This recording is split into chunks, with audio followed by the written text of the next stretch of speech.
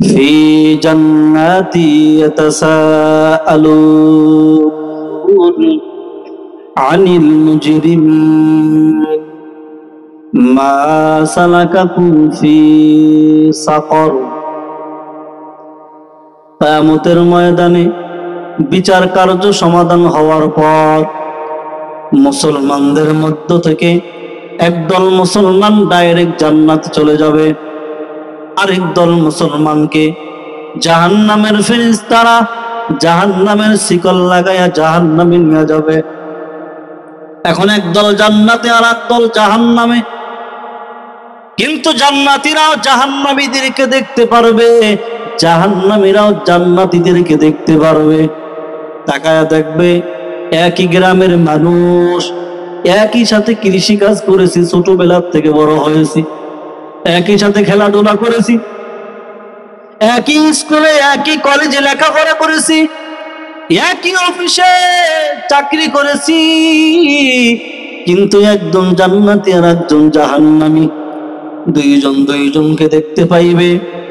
জান্নাতি বান্দা জান্নাতে গিয়া ওনাকে দেখে দেখে শুকরিয়া আদায় করবে, আলহামদুলিল্লাহ ওই বান্দা যে অপরাধগুলো করছে, আমার বন্ধু, আমার ভাই, আমার সহপাঠী, আমার এলাকার ভাই, ওই অপরাধ করার কারণে জাহান্নামী আমি করি না, এই জন্য জান্নাতি। আবার জাহান্নামী বান্দাও আফসোস করবে আর বলবে, হায় হায়, যদি অপরাধটা না করতাম তাহলে আজ ওই বন্ধুর মতো আমিও জান্নাতে থাকতে পারতাম। এবার জান্নাতীরা প্রশ্ন করবে, ও জাহান্নামীদের দল, বলো তোমরা জাহান্নামে কেন গেলা? আল্লাহ তো তোমাদেরকে জাহান্নামে দেওয়ার জন্য বানায় না। আমার মালিক প্রত্যেকটা মানুষের জন্য আলাদা আলাদা জান্নাতে ঘর বানায় রাখছি। সুবহানাল্লাহ বলবেন। পৃথিবীর জমিনে যত মানুষ জন্মগ্রহণ করেছে, কিয়ামত পর্যন্ত পৃথিবীর জমিনে যত মানুষ জন্মগ্রহণ করবে, ও মুসলমান নবীর উম্মতের দল, ভালো করে কান খুলে শুনে নেন। আমার রব কেমন এক দয়ার রব। আমার আল্লাহ হিন্দু, বৌদ্ধ, খ্রিস্টান পার্থক্য করেন না।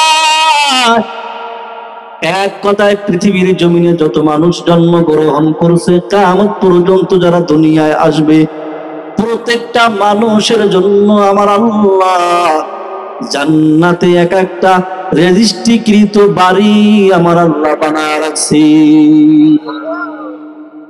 কিন্তু আমরা জানি ফিরআউন জান্নাত পাবে না, নমরুদ জান্নাত পাবে না, সাদ্দাত জান্নাত পাবে না, আবু জাহাল, উতবা, শাইবা জান্নাত পাবে না।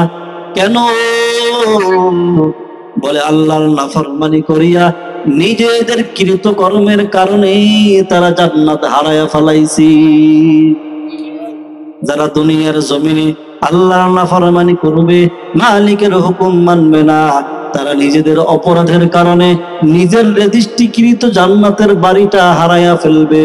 আল্লাহ পাক রব্বুল আলামিন জানায়া দেয়, ও মুমিন বান্দা বান্দিরা শোনো, দুনিয়ার জমিনে যারা আমি রবের হুকুমগুলো পালন করিয়া বেশি বেশি নেক আমল করিয়া রাসূলের তরিকায় চলিয়া এরপরে ফরজ ইবাদতের পাশাপাশি যারা বেশি বেশি নফল আমল করবা, তাদের মৃত্যুর পরে রেজিস্ট্রিকৃত জান্নাত তো তাদেরকে দিয়া দিব, কোনো সন্দেহ নাই, কোনো সন্দেহ নাই।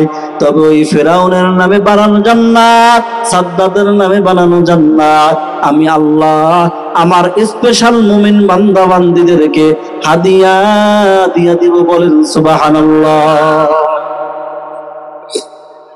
আমার মালিক কাউকে জাহান্নামে দিতে চান না, এজন্যই তো প্রত্যেকের নামই জান্নাত। আপনাদের প্রত্যেকের নামে জান্নাতে এক একটা বাড়ি আছে, আমার নামেও আছে, সবার জন্য জান্নাতে এক একটা বাড়ি আছে। তাহলে বান্দা জান্নাত পাইল না কেন? এবার জান্নাতীরা প্রশ্ন করবে, ও জাহান্নামীরা বলো, তোমরা কোন কোন অপরাধের কারণে জাহান্নামে গেলা? জাহান্নামীরা এবার জবাব দিবে, ও জান্নাতীরা শোনো, অনেকগুলো অপরাধের কারণে আমরা জাহান্নামে চলে আসলাম। তবে এর ভিতরে 1 নাম্বার অপরাধ ছিল, দুনিয়ার জমিনে আমরা কেউ মুসল্লি ছিলাম না। মা সালাকাকুম ফি সাকার لم نك من المصلين।